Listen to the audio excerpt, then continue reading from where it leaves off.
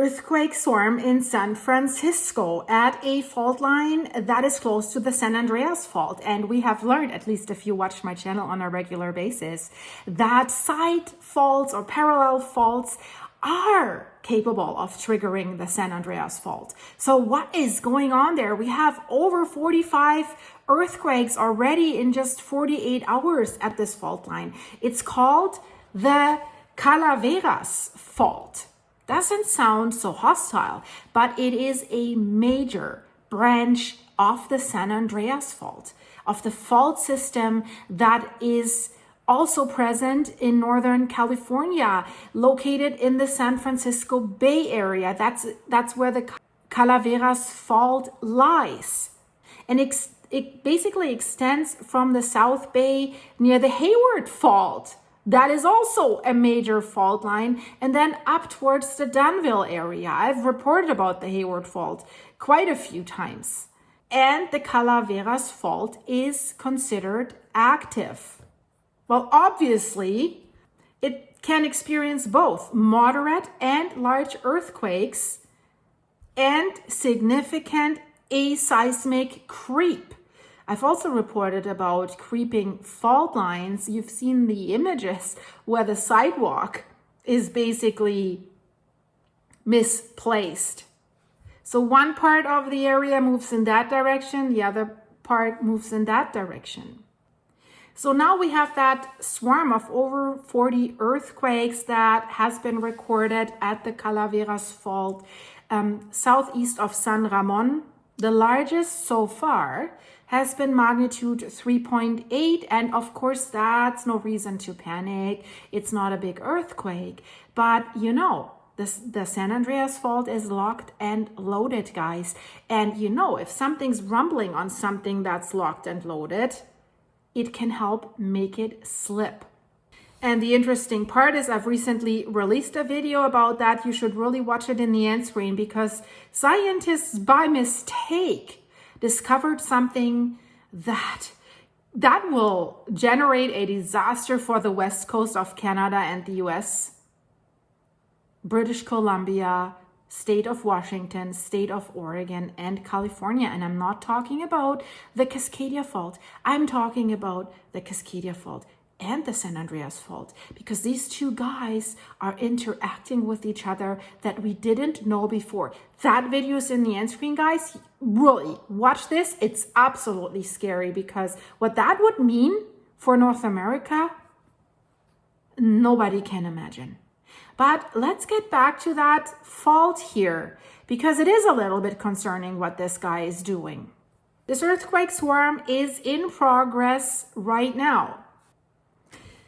We know from geological and seismic studies that the Calaveras Fault is capable of generating an event, an earthquake of the magnitude 6.5 to 7.0 range. And that is significant, guys. And what we can say about the earthquake swarm that is currently in progress along the northern segment of the Calaveras Fault, roughly 3 to 4 kilometers, that's 1.8 to 2.5 miles southeast of the downtown center of San Ramon. Data from the USGS shows us over 40 earthquakes ranging in magnitude from 0.6 to 3.8. Depth, not very deep, shallow depth from 5 to 10 kilometers, that's 3 to 6 miles. And the strongest earthquake, the 3.8, was then quickly followed just minutes later, within minutes, by several magnitude 3 earthquakes and magnitude 2.5 events. So it was really clustering, and it is really a cluster pattern. And for now, we cannot say that we do have a clear main shock. So are we still dealing with foreshocks? Because the scientists have looked at this tight spatial concentration of these earthquakes, and that usually indicates that this is a typical fault segment swarm rather than a standard aftershock foreshock sequence. Thankfully, since the earthquakes are not really large at the moment, We have no injuries reported so far. Basically, we can narrow this down to one area. So the main sequence of this earthquake swarm consists of repeated small magnitude earthquakes that are concentrated within quite a narrow zone. That's about 4 kilometers, like 2.5 miles long, and the depth 7 to 9 kilometers in this area, 4 to 6 miles. And that is definitely corresponding to the crustal section, to the upper crustal section of the Calaveras Fault system. So scientists are quite sure that this is the culprit.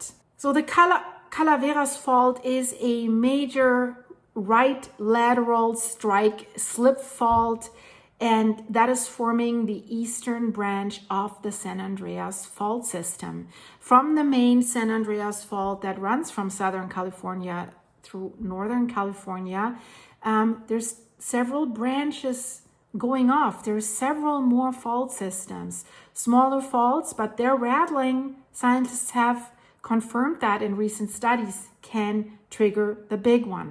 And that big one can trigger another big one. And screen. So the eastern branch of the San Andreas Fault system extends for roughly 190 kilometers, that's 119 miles, basically from Hollister northward through the East Bay, where it connects with the Hayward Fault near Dublin and Danville. So it's all connected in a way like a spider web. Problem is, that fault passes beneath densely populated areas. So since we know it's capable to produce larger earthquakes, that could be fatal. We're dealing with the populated areas here of East Bay that includes San Ramon, Dublin, and Danville. One thing that might calm us a little bit is that the northern area of the Calaveras Fault is experiencing recurrent low magnitude swarms, quite often linked to minor slip transients or local changes in fluid pressure at depth. So it doesn't necessarily mean that this is leading up to something bigger or dangerous. We've had similar sequences in 2015, 17, and 2021. Each of them has lasted between 1 and 3 days. So we're within the range where I don't want to say normal. I want to say we've seen that before, but each swarm can have a different outcome. Magnitudes also were still within that range. The previous swarms had magnitudes up to magnitude 4.0. And if it's a normal swarm, such swarms are considered part of the region's normal tectonic adjustment, and they do not necessarily mean that there is a larger earthquake imminent, but geological and seismic studies show that it can generate these high magnitude earthquakes and that branching faults can trigger the San Andreas Fault. Many scientists say the southern part of the San Andreas Fault at the Salton Sea is locked and loaded, and not necessarily the whole fault line needs to rupture, but who knows? We don't know. Scientists don't know. So all that we can do is watch it and hope that it dies down within the next 24 hours or so to fit in that normal pattern. But guys, so much is happening right now. You should really check the videos in the end screen. I would love to see you there again. If you want to support the channel, links are in the description. Can buy me coffee. Join as a member for exclusive content. Thank you for your supers. Thanks for watching. Stay safe, guys. The more prepared you are, the safer you are. And how can you be prepared? By being on the pulse with me. End screen. Bye-bye.